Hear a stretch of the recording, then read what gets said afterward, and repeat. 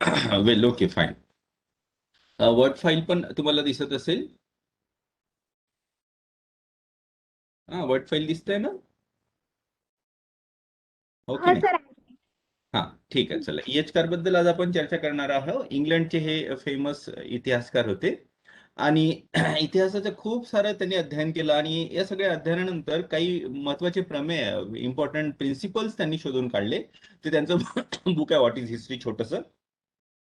त्या पुस्तकामधून इतिहासाबद्दलचे त्यांचे विचार आपल्याला समजून येतात. आणि एक इतिहास, हिस्टोग्राफी, हा जो पेपर आपण वाचतोय, tents and theories of history, याच्या दृष्टिकोनातून ते पुस्तक जास्त महत्वाचं आहे. यांचं एक आणखी महत्वाचं योगदान म्हणजे काय बघा, तत्कालीन काळामध्ये ज्या कालखंडामध्ये यांनी लिखाण केलं, 1892 ते 1982, हा त्यांचा कालखंड आहे. तर तो जो कालखंड होता, प्रथम विश्वयुद्धानंतर, प्रथम विश्वयुद्ध सुरू असतानाच रशियामध्ये क्रांती झाली आणि कम्युनिस्ट सरकार आला. आणि मग त्याच्यानंतर काय झालं की हळूहळू जगामध्ये कोल्ड वॉर, ज्याला म्हणतात ना, शीतयुद्ध सुरू झालं. तर वेस्टर्न कंट्रीज ज्या होत्या, त्याच्यामध्ये इंग्लंड, फ्रान्स, अमेरिका, यांचा एक गुट तयार झाला, जे की भांडवलशाही राष्ट्र होते, आणि त्यांच्या विरुद्ध म्हणजे समाजवादी राष्ट्र, ज्यांचं नेतृत्व USSR, United States of Soviet रशियाकडे होतं. तर हा पश्चिमेकडचा जो खंड, पश्चिमेकडचा जो ग्रुप होता, भांडवलशाही राष्ट्रांचा जो गुट होता, ते USSR ला डिसलाईक करायचे, USSRचं हेट्रेड करायचे. आणि पण याच कालखंडामध्ये इंग्लंडमध्ये राहून कारनी USSRचं प्रशंसात्मक पुस्तक लिहिलं, USSRची प्रशंसा केली. हे त्यांचं, ज्याला म्हणतात ना, इंटेलेक्च्युअल करेज. तुम्हाला जे बरं वाटतं ते तुम्ही सांगा, तुमच्या बुद्धीला जे पटतं ते तुम्ही सांगा. हा, हे त्यांनी दाखवून दिलं. अर्थात त्यांना त्यांचे थोडेफार परिणाम त्यांच्यावर झाले, पण काही का असे ना, त्यांच्यामध्ये ते एक हिंमत होती, इंडिपेंडंट, स्वतंत्र बुद्धीने विचार करून तशा पद्धतीने आपलं विचार समोर मांडणे. इंग्लंडमधल्या एका मध्यमवर्गीय कुटुंबामध्ये त्यांचा जन्म झाला होता. शार्प बुद्धिमत्ता त्यांची होती. आणि त्यानंतर ब्रिटिश फॉरेन सर्व्हिसमध्ये प्रथम विश्वयुद्धाच्या दरम्यान त्यांनी आपलं योगदान दिलं. आणि या प्रथम विश्वयुद्ध सुरू असतानाच, आता सांगितल्याप्रमाणे, रशियामध्ये राज्यक्रांती झाली. आणि या रशियाच्या राज्यक्रांतीमुळे ते फार प्रभावित झाले. आणि ते स्वतःच म्हणतात की खरं तर ही रशियन राज्यक्रांती होती, ज्याच्यामुळे मला मग इतिहासामध्ये इंटरेस्ट यायला लागला. आणि मग त्याच्यानंतर त्यांनी लंडन टाइम्स, हे जे वृत्तपत्र होतं, त्याचे ते असिस्टंट एडिटर झाले 1941. बघा, अशा छोट्या छोट्या गोष्टी तुम्ही लक्षात ठेवत, कारण तुम्हाला MCQ टाईप परीक्षा द्यायची आहे. तर खालील इतिहासकारांपैकी लंडन टाइम्सचे असिस्टंट एडिटर कोण होते, तर तुम्हाला कार हे माहीत असायला पाहिजे. USSR वर पुस्तकं कोणी लिहिली, कार आणि लिहिली, अर्थात. पण त्यांनी जी पुस्तकं लिहिली, त्याच्यामुळे तत्कालीन जे इंग्लंडचे प्राईम मिनिस्टर होते, विन्स्टन चर्चिल, हे त्यांच्यावर नाराज झाले. आणि मग त्यांना लंडन टाइम्सची आपली नोकरी सोडून द्यावी लागली.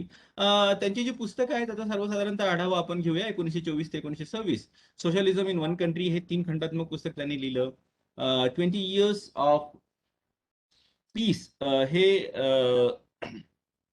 दोन विश्वयुद्धामधलं मधल्या कालखंडातलं पुस्तक, जे 20 वर्षाचा कालखंड होता.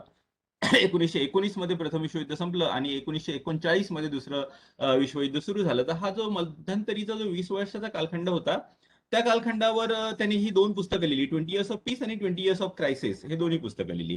त्यानंतर romantic exile, history of Soviet Russia, हे 14 खंडात्मक पुस्तक त्यांनी लिहिलं. सोशलिझम इन वन कंट्री, हे पण USSR वरचं पुस्तक आहे, 3 खंडात्मक आहे. पण त्यांना USSR बद्दल फार इंटरेस्ट वाटायला लागला आणि हे 14 खंडात्मक खूप मोठं पुस्तक त्यांनी लिहिलं, जे की सर्वसाधारणतः मान्यता येतं की USSR बद्दल खूप विस्तृत माहिती, एक ज्याला रेफरन्स बुक सारखं हे पुस्तक आहे. The Soviet impact on the modern world, international relation between the two world war, 1948 मध्ये आलं.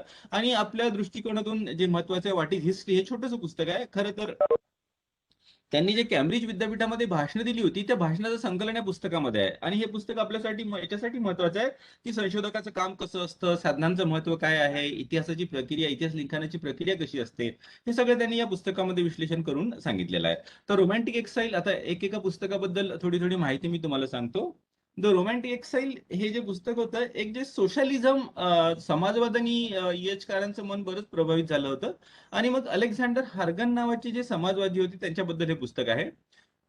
20 इयर्स ऑफ क्रायसिस, 2 विश्वयुद्धाच्या दरम्यानचा जो कालखंड होता, 20 वर्षाचा, त्याच्यामध्ये हिटलरचा जो ग्रोथ होत गेली, हिटलर जसा जसा पॉवरफुल होत गेला आणि त्याला थांबवण्याचा प्रयत्न मात्र इंग्लंडनी केला नाही, असा आरोप सर्वसाधारणतः इंग्लंडवर ठेवण्यात येतो, की इंग्लंडनी हे अनुकरण केलं, हिटलरला आणखी बढावा देण्यास मदत केली, त्याच्या योग्य त्यावेळी त्याच्या विरुद्ध जर का मिलिटरी कारवाई केली असती, त्याला थांबवण्याचा प्रयत्न केला असता, तर मात्र कदाचित असा प्रसंग आला नसता.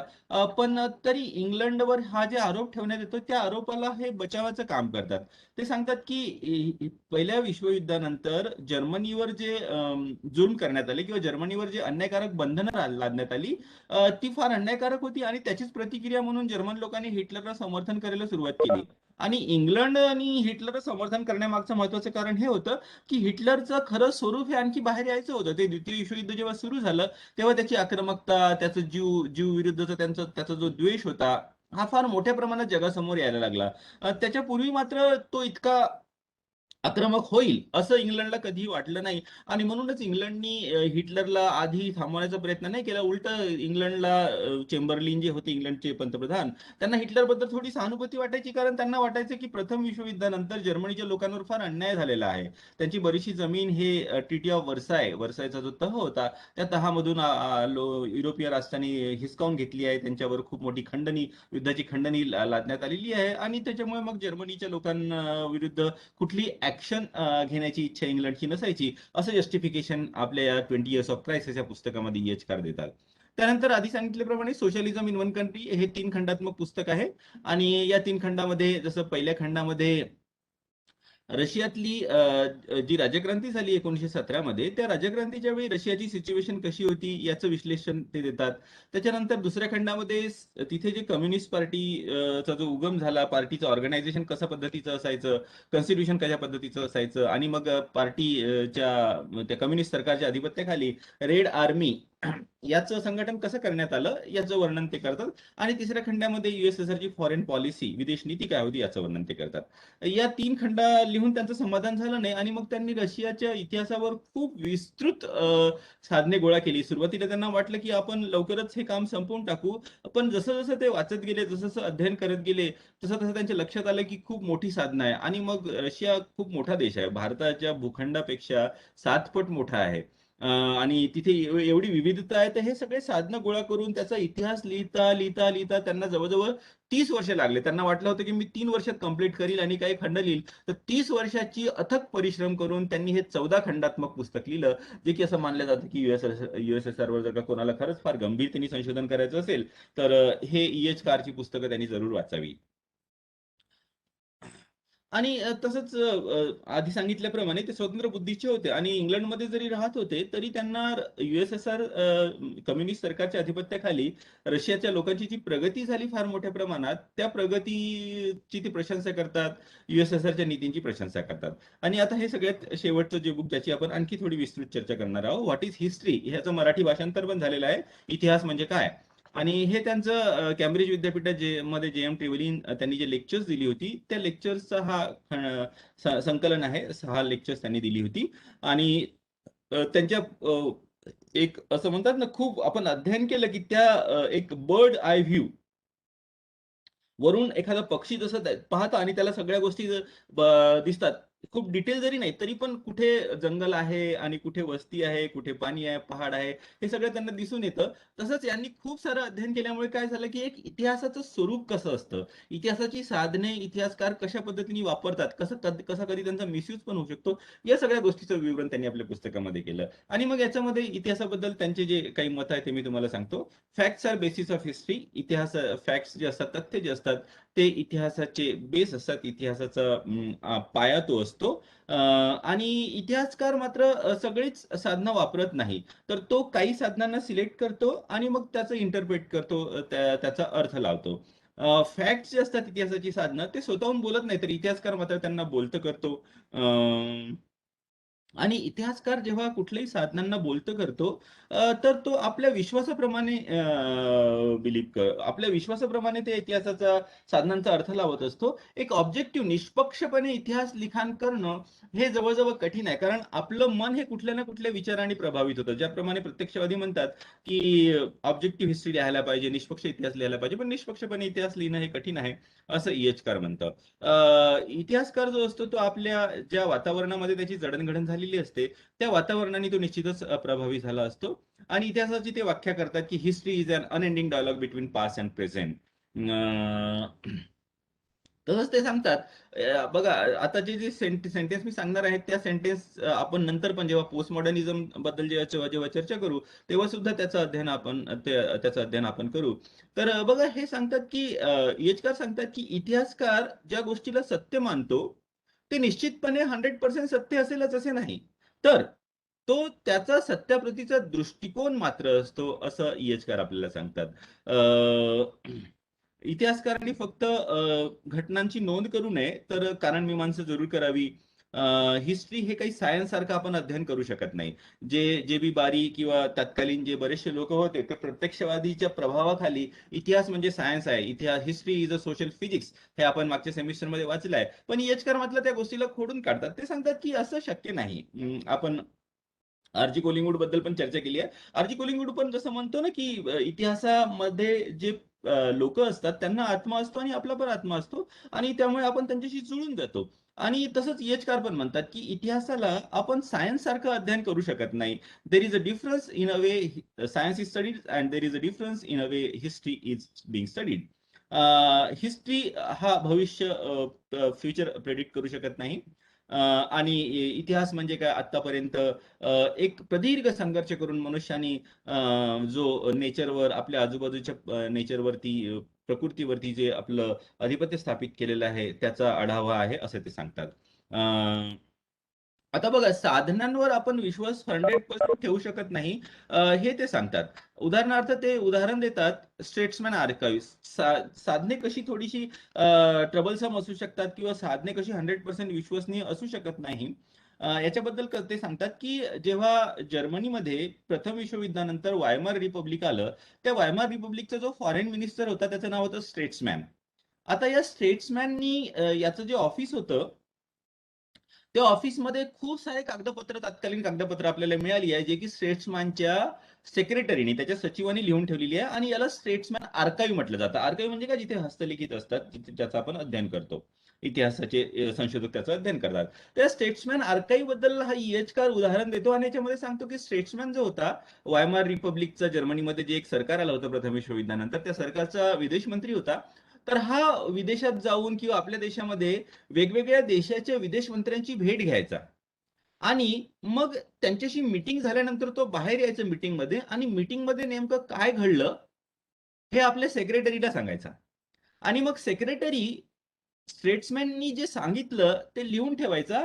आणि हा सगळा फार मोठा खंड निर्माण झालेला आहे, याला स्टेट्समॅन आर्काइव्ह असं म्हटलं जातं. हे सगळे कागदपत्र स्टेट्समॅनच्या जवळ होते, आणि मग त्यांनी त्याचं नंतर रूपांतरण स्टेट्समॅन आर्काइव्ह मध्ये करण्यात आलं. आणि आता या आर्काईव्ह मधले पेपर जर का आपण वाचले, इयचकार सांगतात, या आर्काईव्ह मधले पेपर जर का आपण वाचले, तर आपलं मत होईल की स्टेट्समॅन जो होता तो तत्कालीन सगळ्या देशांच्या विदेश मंत्र्यांमध्ये सगळ्यात बुद्धिमान व्यक्ती होता. कारण जेव्हा मीटिंग व्हायची तेव्हा स्टेट्समॅनच फक्त बोलायचा, आणि बाकीचे जे विदेश मंत्री असायचे ते अगदी कमी बोलायचे, किंवा स्टेट्समॅनच्या होला हो किंवा स्टेट्समॅनच्या मताला समर्थन होईल असंच आपलं मत मांडायचे. आता असं खरं असू शकत नाही, असं इयचकार म्हणतात. आणि मग विश्लेषण करताना नेमकं तेव्हा काय झालं असेल याचं विश्लेषण ते करतात.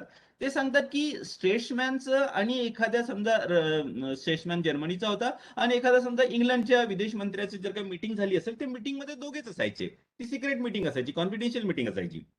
तर त्या मीटिंग मधून बाहेर आल्यानंतर स्टेट्समॅन हा नेमकं मीटिंग मध्ये काय झालं हे सांगत होता, की नेमकं मीटिंग बद्दल त्याचं काय मत आहे किंवा त्याला काय आठवतं हे तो सांगत होता. तर this is where the problem lies in actually how the event take place. घटना नेमकी झाली कशी आणि ती घटना तुम्ही कशा पद्धतीने रिपोर्ट करता याच्यामध्ये फरक असतो. उदाहरणार्थ, सिंपल उदाहरण आता परत सांगतो मी तुम्हाला. माझ्या या क्लास नंतर क्लास बंद केला आणि तुम्हाला प्रत्येक विद्यार्थ्याला सांगितलं की खंगई सरांनी ईएचकार बद्दल तुम्हाला काय काय शिकवलं हे तुम्ही आम्हाला सांगा जसंच्या तसं. तर जसंच्या तसं कोणीही सांगू शकणार नाही. शब्द ना शब्द बिलकुल जसंच्या तसं कोणीही त्याला आपल्या ब्रेनमध्ये रेकॉर्ड करून सांगू शकणार नाही. तर तुम्ही नेमकं काय सांगाल, की खंगई सरांनी तुम्हाला काय शिकवलं याच्याबद्दल तुम्हाला काय आठवतं? किंवा याच्याबद्दल तुम्ही तुमच्या ब्रेनमध्ये काय रेकॉर्डिंग केलंय, म्हणजेच काय खंगई सरांच्या शिकवण्याबद्दलचं तुमचं मत तुम्ही सांगत आहात आणि ते स्ट्रेसमॅन करायचा. त्या मीटिंग मधून बाहेर आल्यानंतर तो आपल्या सेक्रेटरीला, सचिवाला जे सांगायचा ते तेच असायचं, की त्या मीटिंग बद्दल त्याला काय आठवायचं ते त्याच्या ब्रेन मधून तो रिप्रोड्यूस करायचा.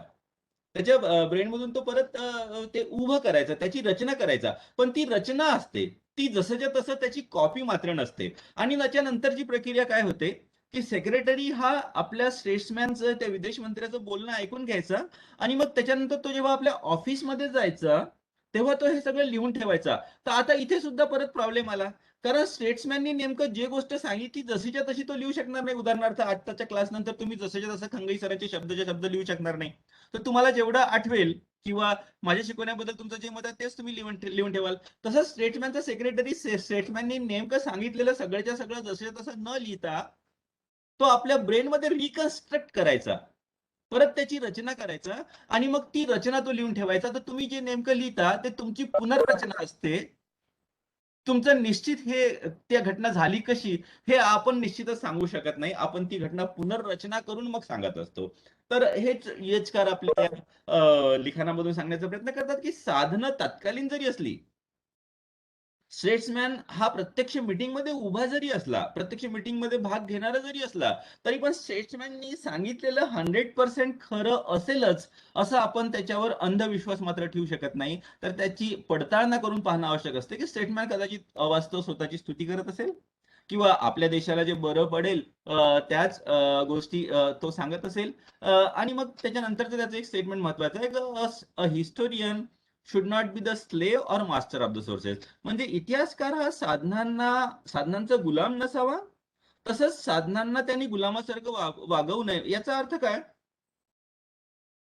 की इतिहासकारांनी ब्लाइंडली साधनांवर विश्वास ठेवू नये. जसं तर की पॉझिटिव्हिस्ट म्हणतात, साधने जे म्हणतात ते खरं नाही. साधनांची पडताळणी, त्याचं इंटरनल इव्हॅल्युएशन, त्यांचं अंतरंग परीक्षण आपल्याला करावं लागेल, की साधनांमध्ये त्या प्रत्यक्षदर्शी व्यक्तींनी जरी जरी लिहिलेली साधनं असली तरी ती कितपत खरी आहे.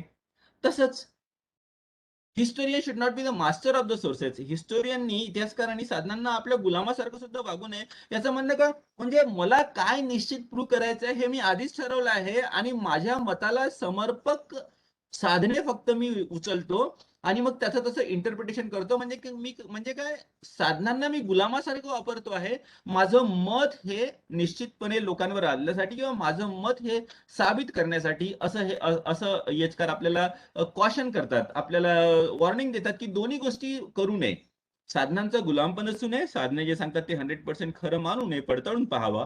तसंच साधनांना सुद्धा आपलं मत मांडण्यासाठी गुलामासारखा त्यांचा उपयोग करून घेऊ नये, असं ते सांगतात. त्याच्यानंतरचं जे सेंटेन्स आहे, की we need to maintain balance between the burden of the past and burden of the present. Burden of the past म्हणजे काय, आपण भूतकाळातल्या काही गोष्टी अनरिझॉल्व आहे असं आपल्याला असं असं असं आपण धरून चालतो आणि मग त्याचं इंटरप्रिटेशन करत असतो. बर्डन ऑफ द पास्ट म्हणजे काय, भूतकाळातल्या एखाद्या गोष्टीचं ओझं आपण आपल्या डोक्यावर घेऊन चालत असतो आणि मग त्या ओझ्यापायी आपल्याला इतिहासाचं आकलन आणि तसंच आताच्या परिस्थितीचं आकलन हे व्यवस्थित करता येणार नाही.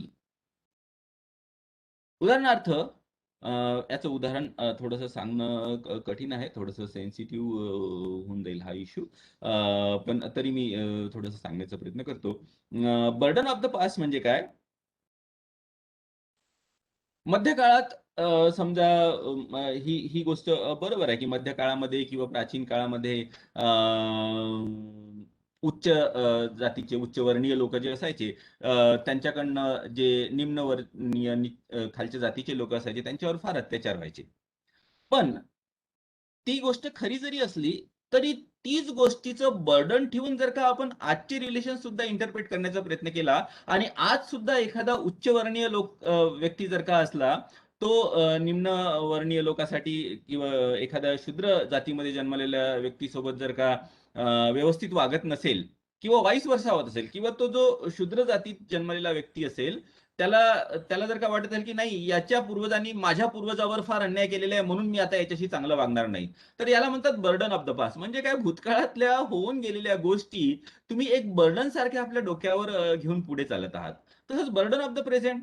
बर्डन ऑफ द प्रेझेंट म्हणजे काय, आजच्या गोष्टीचं बर्डन, आजच्या गोष्टी डोक्यावर घेऊन, आजच्या परिस्थितीचं ओझं घेऊन ते भूतकाळाकडे पाहायचं. उदाहरणार्थ, अ, आज आ आ आज आजकालच्या कालखंडामध्ये जसं काय म्हणतात त्याला, याचं याचं उदाहरण पण देणं बरंच कठीण आहे. बर्डन ऑफ द प्रेझेंट याला मी थोड्या वेळाने समजावून सांगतो. It is becoming bit complicated, right? बरं. त्याच्यानंतर तर ते सांगतात, की मनुष्य हा पूर्णपणे आपल्या पर्यावरणाच्या बाहेर निघू शकत नाही. आपल्या आजूबाजूच्या पर्यावरणाचा त्याच्या वागण्यावर, त्याच्या विचारसरणीवर प्रभाव निश्चितच होत असतो. त्याच्यानंतर ते सांगतात, थ्री निग्लेक्टेड ट्रूथ ते सांगतात. थ्री निग्लेक्टेड ट्रूथ म्हणजे काय?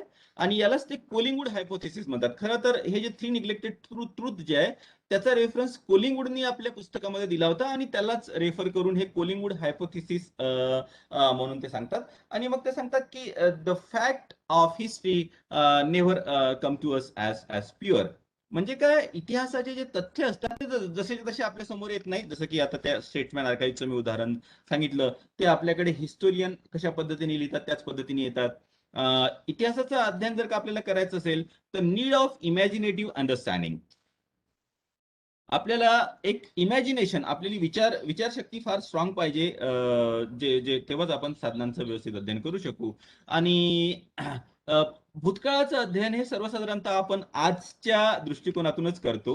आजच्या विचारांनी आपलं मन हे प्रभावित झालेलं असतं, आणि त्याच दृष्टिकोनातून आपण भूतकाळाकडे बघतो. आता बघा, इथे ते ते सेंटेन्स परत सांगतो मी.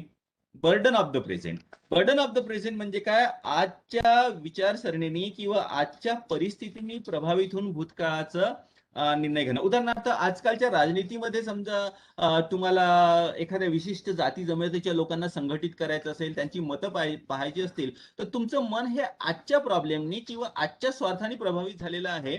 आणि मग आजचा स्वार्थ सिद्ध करण्यासाठी तुम्ही भूतकाळातले काही उदाहरण घेता आणि लोकांसमोर ठेवता. पण तुमच्या मनावर it is a burden of the present. म्हणजे आजच्या विचारांनी, आजच्या परिस्थितीच्या बर्डननी तुम्ही भूतकाळाचं इंटरप्रिटेशन करता. That is called burden of the present. I hope you have understood the burden of the past आणि बर्डन ऑफ द प्रेझेंट. या दोन्ही दोन्ही गोष्टी पासून आपण फ्री होण्याचा प्रयत्न केला पाहिजे, तेव्हाच कुठे आपण निष्पक्षपणे इतिहासाचं अध्ययन करू शकू. तर हिस्टोरियन अँड हिज फॅक्ट हे मी तुम्हाला ऑलरेडी सांगितलेलं आहे, की हिस्टोरियन फॅक्ट स्वतःहून बोलत नाही. फॅक्ट्स हे मिनिंगलेस असतात. पण हिस्टोरियन त्या फॅक्ट्सला, त्या तथ्यांना समोर आणतो आणि त्याला वाचा फोडत असतो. हिस्टोरियननी कधीही तथ्यांचा गुलाम होऊ नये किंवा तथ्यांना गुलामासारखं वापरू नये. What is history? History is, त्यांची जी डेफिनेशन फार छान दिलेली आहे. History is a continuous process of interaction between the historian and his facts. It is an unending dialogue between the present and the past. तर जी साधनं असतात, त्यांच्याशी हिस्टोरियनचा एक संवाद सुरू असतो, आणि तो संवाद कधीही संपत नाही, असं तो म्हणतो. तर त्यांचं हे जे पुस्तक होतं, व्हॉट इज हिस्ट्री, त्यांनी खरं तर इतिहास लेखनामध्ये एक रिव्हॉल्युशन, एक परिवर्तन आणून दिलं. आणि ते रिलेटिव्हिझम सुद्धा या पुस्तकामध्ये विश्लेषण करतात. रिलेटिव्हिझम म्हणजे काय, कुठलाही ऑब्जेक्टिव्ह हिस्ट्री, निष्पक्ष इतिहास असू शकत नाही. It is all relative interpretation. तुमचं इंटरप्रिटेशन, माझं इंटरप्रिटेशन वेगवेगळं असू शकतं. आपण एकाच विषयावर जरी लिहिलं आणि एक सारखीच साधनं वापरली तरी सुद्धा. तर ह्याचं हे जे पुस्तक आहे, व्हॉट इज हिस्ट्री, यांचे 6 चॅप्टर आहे. The historian and his fact, society and individual, history, science, morality, causation in history, history as progress and widening horizon. तर हिस्टोरियन अँड हिज फॅक्ट याच्याबद्दल मी तुम्हाला ऑलरेडी सांगितलेलं आहे, की याच्यातच थोडंसं आणखी विस्तृत याच्यामध्ये दिलेलं आहे, की इतिहासकार आणि त्याचे फॅक्ट्स यांच्यामध्ये रिलेशन असतं. इतिहासकार काही विशेष फॅक्ट्स उचलतो आणि मग त्याचं इंटरप्रिटेशन करतो. आणि त्याच्यासाठी एक ते खूप चांगलं उदाहरण देतात, की आपण समजा बाजारात गेलो, आपण सगळे गेलो. बाजारामध्ये खूप साऱ्या वस्तू अवेलेबल असतात. पण त्या खूप साऱ्या वस्तूपैकी आपण काय निवडतो, ज्या फक्त आपल्याला आवश्यक असतात. आणि इतिहासकाराचं काम पण तसंच असतं. खूप सारी साधनं, खूप सारी तथ्य त्याच्या समोर असतात. पण त्याच्यातून नेमकी जी कामाची आहे, त्याच्या विषयाशी रिलेटेड जी आहे, ती फक्त निवडतो. ते बाजारातून सामान घेऊन आपण घरी आलो, आपलं समजा बाय चान्स असं तर होऊ शकत नाही, पण बाय चान्स आपलं सगळ्यांचं सामान सारखं असलं जे आपण बाजारातून विकत आणलं, पण तरी तुम्ही जे डिश बनवाल आणि मी जी डिश बनवेल, तसंच इतर व्यक्ती जे डिश बनवेल, त्या सगळ्यांची डिश वेगवेगळी राहते. त्यांचा स्वयंपाक वेगवेगळ्या पद्धतीचा राहतो. डिश जरी सारखी बनवली तरी त्याची टेस्ट वेगवेगळी लागते. टेस्ट वेगवेगळी लागते. तसंच ज्या पद्धतीने आपण ड्रेसिंग करतो ते सुद्धा वेगवेगळं असतं. तर हे हे सिंपल उदाहरण देऊन ते समजावून सांगतात की इतिहास लेखनाची प्रक्रिया सुद्धा अशीच असते. वेगवेगळे इतिहासकार वेगवेगळे तथ्य जमा करतात. त्या वेगवेगळ्या तथ्यांवर आधारित त्यांची पुस्तकं, त्याचं अध्ययन हे वेगवेगळ्या पद्धतीचं असतं. एकच विषय जरी असला, विषय वेगळे राहू शकतात. एकच विषय जरी असला तरी त्या विषयाची मांडणी करण्याची पद्धती ही वेगवेगळी राहू शकते, असं ते तथ्य आणि इतिहासकार या पुस्तकामध्ये सांगतात. आणि इथे पण ते सांगतात की इतिहासकारांनी तथ्यांचा गुलाम होऊ नये किंवा तथ्यांना गुलामासारखं वापरू नये. त्याच्यानंतर सोसायटी आणि इंडिव्हिज्युअलमध्ये ते सांगतात की इंडिव्हिज्युअल व्यक्ती जो असतो तो समाजाचं प्रॉडक्ट असतो. एखाद्या विशिष्ट समाजामध्ये माणसाच्या मनाची जडणघडण होते आणि मग त्या समाजाचे विचार आणि त्याचं मन हे प्रभावित झालेलं असतं. तसंच त्यामुळे तो व्लादिमीर लेनिन आणि ऑलिव्हर क्रॉमवेल ह्या दोन महत्वाच्या व्यक्तीचं उदाहरण देतात. लेनिनमुळे राज्यक्रांती झाली असं आपण म्हणू शकत नाही. तिथल्या सामाजिक वातावरणामुळे लेनिनची जडणघडण झाली होती आणि तिथल्या सामाजिक वातावरणाचा योग्य तो फायदा लेनिनला मिळाला.